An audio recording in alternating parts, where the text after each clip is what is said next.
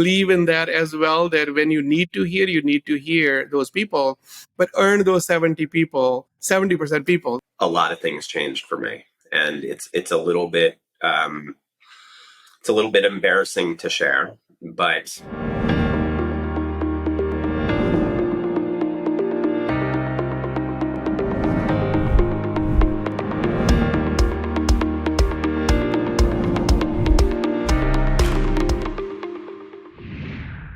Welcome to part 2 of this very special episode of Sunny's Silver Linings. Sunny's guest today is Freidkin, founder and CEO of Ntiva. In the second half of this episode, they chat about how to expedite the journey to success, advice for leaders with a fast-growing business, and so much more. And now, your host, the founder and CEO of IT by Design, Mr. Sunny Kaila. Over to you, Sunny. So what comes to my mind with that great work that you're doing in these communities where they desperately need help, right? They desperately need programs like this. I loved it. A Learn and Earn program that is going to help these communities develop and the next generation there. And so it comes from that clarity of purpose, that sense of direction, how we do things, why we do things. Because, you started that soul searching that you talked about in 2015, because you cannot give what you don't have. So you brought that clarity for yourself. And then you kind of shared that with the universe, starting with your immediate universe in the team, your family, and just imagine, see the power of doing that, having that clarity for yourself, and then providing that clarity of purpose and values to your team. They took that vision and purpose and values, and they did something that you were not even involved in. Means the power of your impact expanding from clarity of purpose and everything. So it is so important. And I know you always talk about this, that purpose, clarity, values, and really giving team that autonomy with some direction, and with that purpose, clarity, there are a lot of great things that can happen. I do want to get into a little bit more on the right person, right seat. I know we have limited time. With the right person, right seat, Stephen, what I mean by this is, like, if I am a young entrepreneur, like you're part of YP, there are a lot of young entrepreneurs come there as well. So part of this podcast is to pay it forward. So if I'm a young entrepreneur, I am scaling my business and I want to learn from your failures, your successes.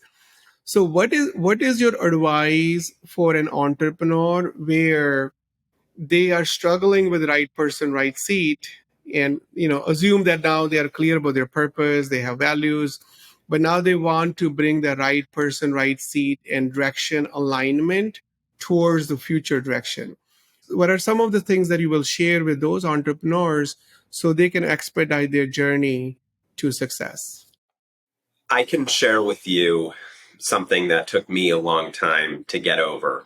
And once I got over it, a lot of things changed for me. And it's a little bit embarrassing to share, but I spent that first 15, 20 years of my career really wanting everybody to like me.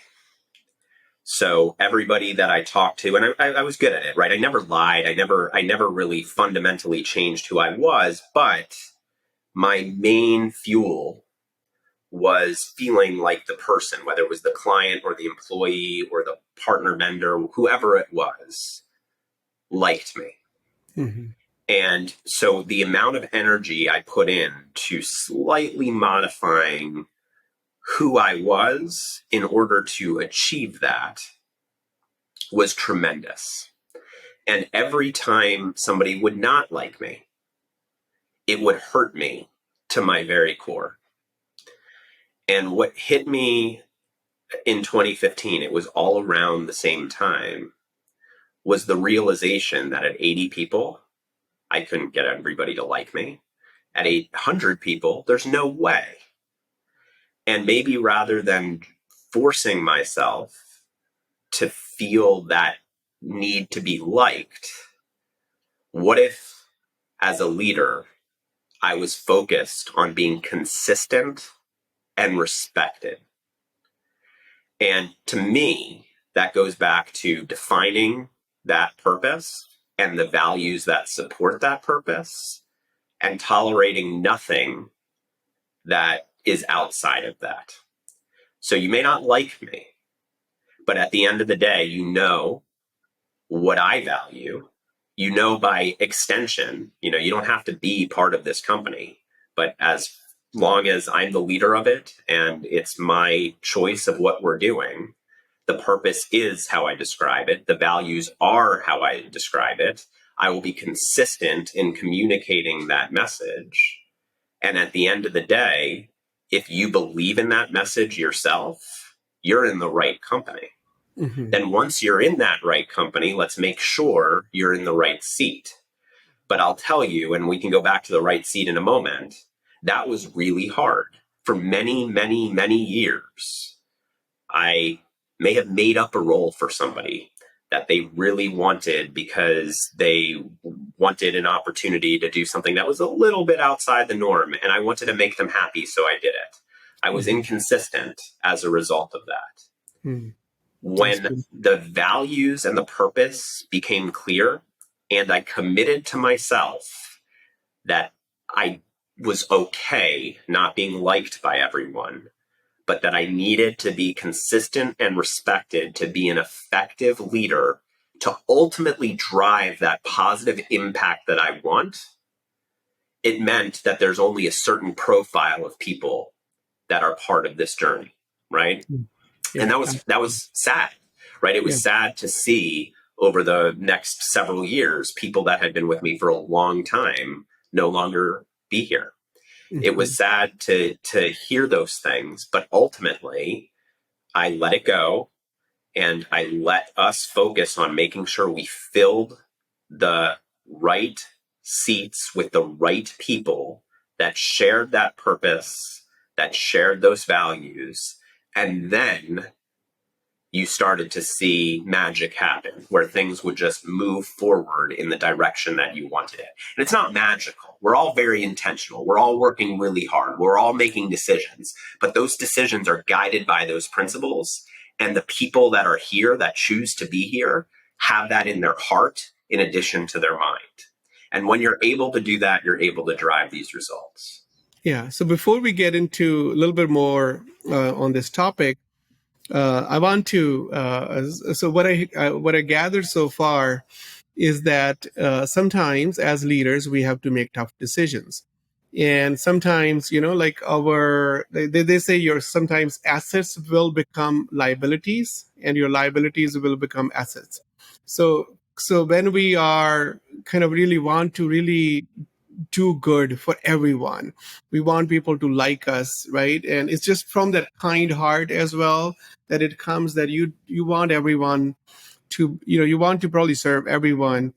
And sometimes, when your value system is clear and purpose, there are some people that you're going to come across where it's just value system is not the same. And that's where the friction can start happening, where you're still with that in that friction, try to please people or make them happy, but it's just not good for them, good for anyone, not good for the greater good of that community at work or communities that you want to impact, because the platform, the institution, that needs to be sustainable, and you got to really be able to make those tough decisions.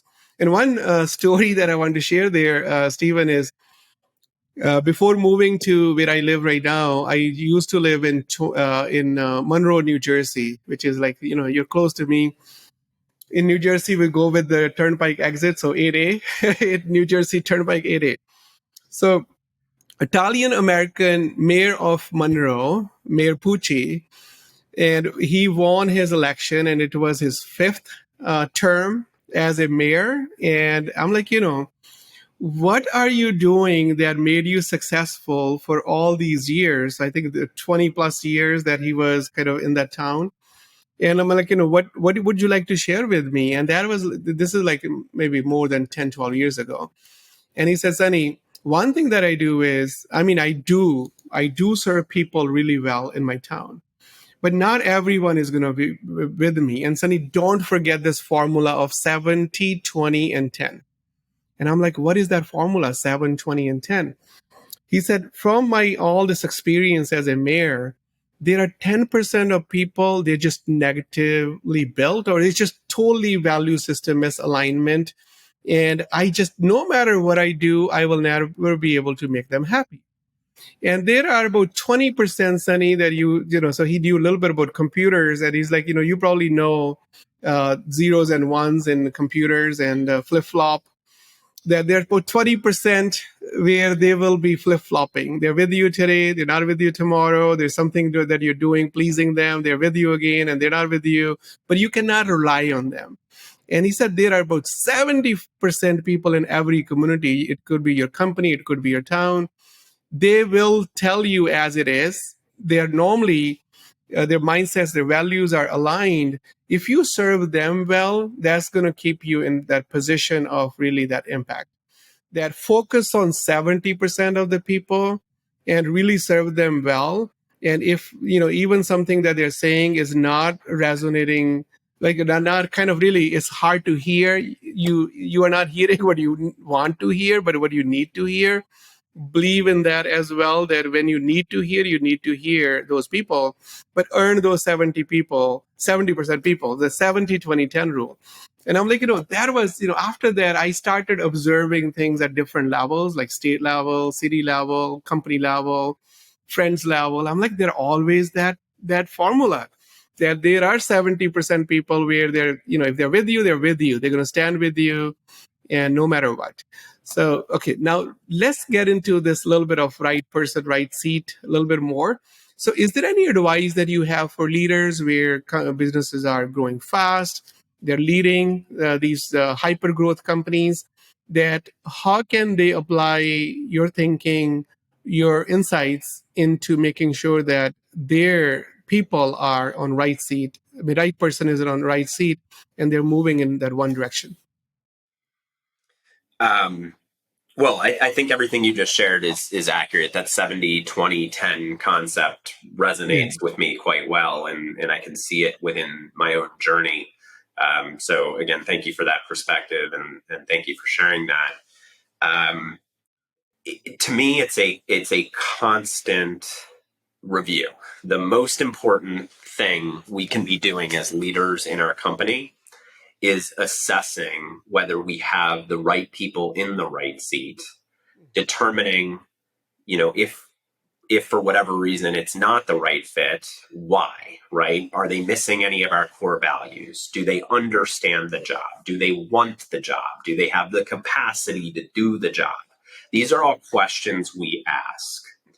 And if the answer to all is yes, or to most, right? They want the job, they understand the role, they match our core values, but they don't have 100% of the capacity to do it, then that's where we really double down and we invest in the growth to help that person with the skill set challenge.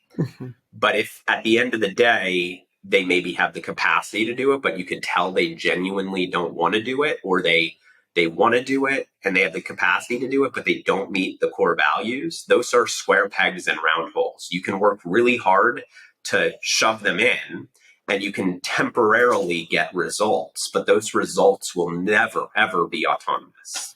So as to how do we do this, it's a constant kind of review of those concepts of each employee. And it's not just done by a manager about the employee. We're having regular meetings with each employee where we're not just checking in about the tactical work that's being done or doing a performance review on what was achieved over the last year or quarter, but we're really talking about that person and what they want in the future. So, we at Ntiva, we've adopted the entrepreneurial operating system. So, what I described to you at first is the concept of a people analyzer. Again, you can do this many different ways, but we're constantly looking at it. And then what I'm describing to you second is the concept of those 5-5-5 meetings, where you're getting with those individual team members and you're really understanding what they want to be doing in their career in the future.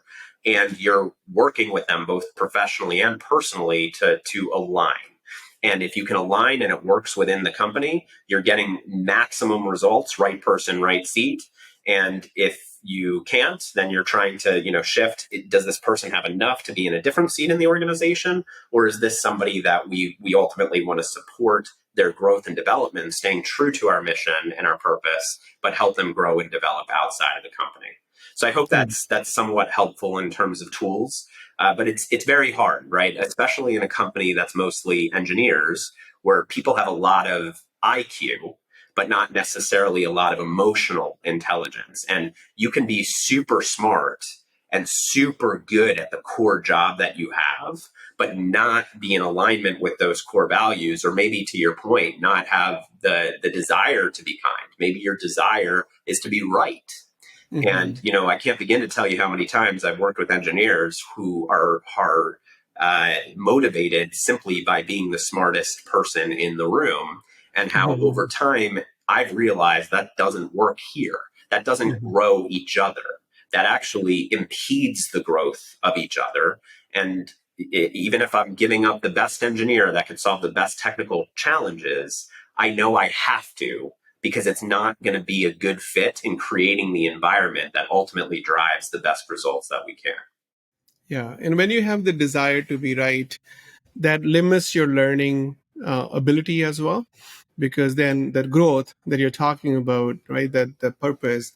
And in order for growth to happen for any individual, they do need to believe in other people's kind of learning from other people. And when you want to be the smartest person always in the room, then you don't learn. Also the humility factor goes down as well. So there are a lot of mindset challenges that come up. So you use EOS and we use EOS here as well. So get it, want it, and the capacity. And so what I heard you say is that when people have role clarity, that, it's a documented role, success is documented, that you kind of then use that 5-5-5 tool, that framework, to kind of have that frequent conversations as well. Our toughest kind of really challenge was to also kind of really train managers, train leaders, train technical leads to take time in their calendar for 5-5-5, because that frequent conversation on GWC, and it doesn't have to be like annually or quarterly, more frequent it is, more kind you become as a leader, because not giving feedback is unkind, and not really talking with GWC is unkind, 100%. because then there is a lot of suffering at work. And making sure that from the capacity point of view, bandwidth is one, but then you have the skills and abilities. And one thing that I don't know if you are doing it, Stephen, we're doing a lot more. I'm actually going through this book called Six Types of Genius, which is, I'm trying to look for the book. It's somewhere here. I know it's somewhere here. It's so it's more on, like, strategic coach will call it unique ability, that having people's gifts, their superpowers aligned with as part of the C, right? And Patrick Lencioni, he just released this book called Six Types of Working Genius, and he's talking about the same thing.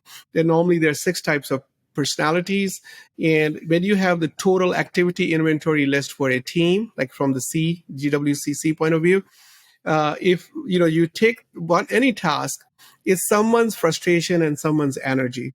That if you kind of really take this thinking and start distributing this activity inventory list for the team based on, as part of the C exercise, start doing allocation based on the gifts, based on the passion and the gift, then you have a lot more energy doing the activity, rather than it's that being a friction or that being a frustration. Yeah, I mean, that whole concept of time and energy, right? You can spend a lot of time on something that energizes you, and Yeah. you're fulfilled, and it felt like no time in the world. You could spend a little time on something that zaps your energy, right? And you could feel like completely unfulfilled and completely drained for the day. I could spend 15 minutes and be done for the day Yeah. versus 16 hours of something that gives me energy and be ready to go for more, right? And I think understanding what gives you energy and what takes energy away from you and separating that from time is super Yeah. important. Absolutely. And you know, when I look at my own journey, right, and my own superpower, it's a little embarrassing to admit, right? Like I've learned and I've grown on the job from other people, from absorbing other experiences. And I'd say the thing I'm best at is screwing things up only once, right? And basically remembering where I made the mistake, working hard to not repeat that mistake, and then having the courage to share that mistake with others so they can learn from it and not Yeah. repeat it themselves. And part of the culture at Ntiva is that, right? It's about, you know, we're a fast growth technology company. We can't be afraid to make mistakes. We can't be afraid to fail, but we have to make only original mistakes one Yeah. time, right? Then we learn from it. We get stronger from it. We support each other. Like that's so critical to the culture. And you'll find over time, you'll find certain people that are embarrassed with sharing their mistakes, and therefore, at best, they're not repeating it themselves.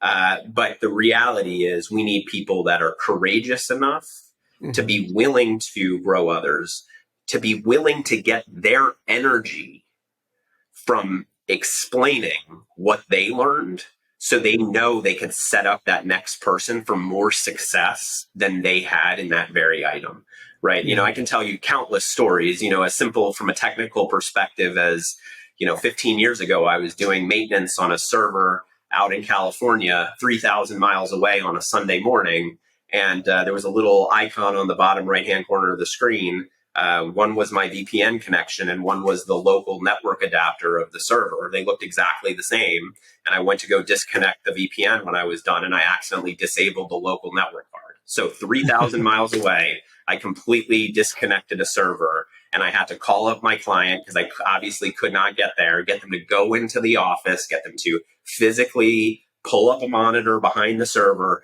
and let back in, enable the network adapter. And, you know, I could have brushed that under the rug and never told anybody about it. But the first thing I did was I went to my server maintenance team and I said, I know this is embarrassing and you should probably think I know how to do this stuff, but this is what I Hmm. did. This is what I had to do to resolve it, and it's fine now. Don't be me. Well, thank you for sharing that. And I mean, that's what life is all about, right? So if we can share with that open heart and, you know, that not having any kind of insecurities, which sometimes prevents us from stuff. So that normally adds so much value to you because people who share what they know, they always grow more and they make a bigger impact. Their legacy is awesome as well because they believe in adding value to other people. So Stephen, thank you so much for sharing that. And we got to know you, we got to know your mindsets, what you're building, your culture, and for that growth that you're having. So I'm sure you're looking for a lot of talent. This was helpful even for people who are listening to this and they want to be part of Ntiva journey and they want to join the team. So this, you sharing how, like everything is in terms of your mindsets and your culture. So that helps. I know, part of your three main focus items is automation, organic sales and marketing, and executing on M&A. I'm sure there are a lot of people who are listening to us.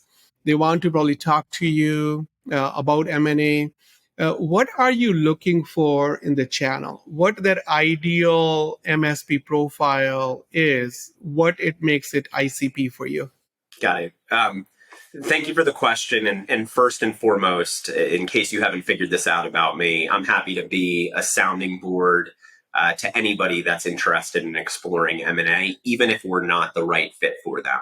You know, Mhm. I believe that talking to people always helps me grow, helps me become stronger.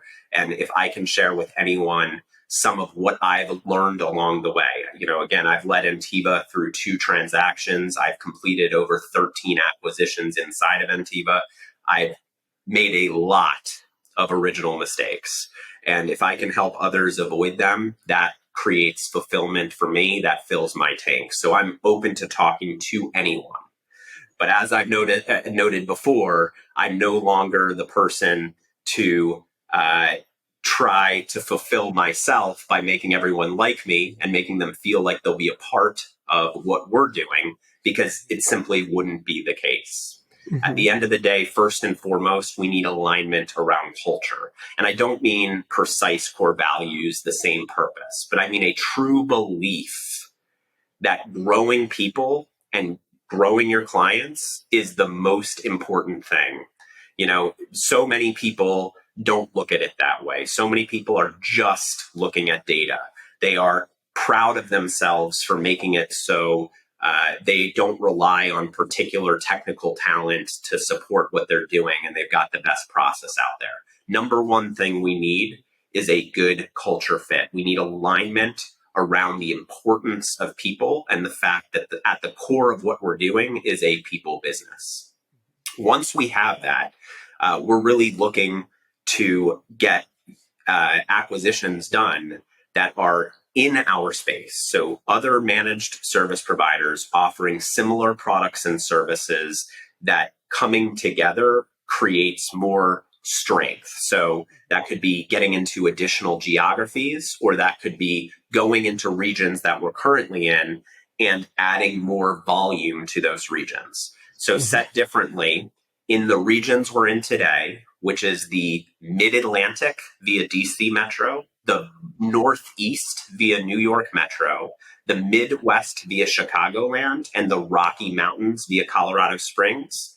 In any of those markets, we're looking for companies that are a good culture fit, that are 70% or greater monthly recurring revenue, traditional managed service provider with maybe some next generation services like strength and security, strength and application development, though not a requirement. And at those regions, we'd be looking really on the minimum side of earnings of around $750,000 or greater a year. In other regions that we're not in yet, we're really looking, again, same deal with culture, but we need to have a little bit of a larger business, call it $2 million of earnings or above on an annual basis, and ideally a leadership team that's looking to lead the new region that we're going into and really be here for that next turn, where some of the other add-ons we can do in other regions may allow us flexibility to, have a seller just immediately sail off into the sunset, or have a, more structured 1 or 2 year retirement plan. So that's kind of the quick and skinny. Happy to go into any more detail. No, thank you. That's a lot of great information. For anyone who is looking for any kind of strategic partnership, I think that's a good starting point. And what is the best way for people to reach out to you? You can reach me via email. I'll give you the easy one. It's Steven, Steven, at Ntiva, N as in Nancy, T as in Tom, I as in Igloo, V as in Victor, A as in Alpha.com. Or you can call me at 703-738-2905. Thank you so much, Steven, for investing your time with me on my show. I truly appreciate you, my friend, and thank you so much. I hope I earned you as people. You did. Thank you, Sunny. The pleasure was mine. Thank you, Steven. Thank you for watching Sunny's Silver Linings. Don't forget to like, share, and subscribe. See you next time.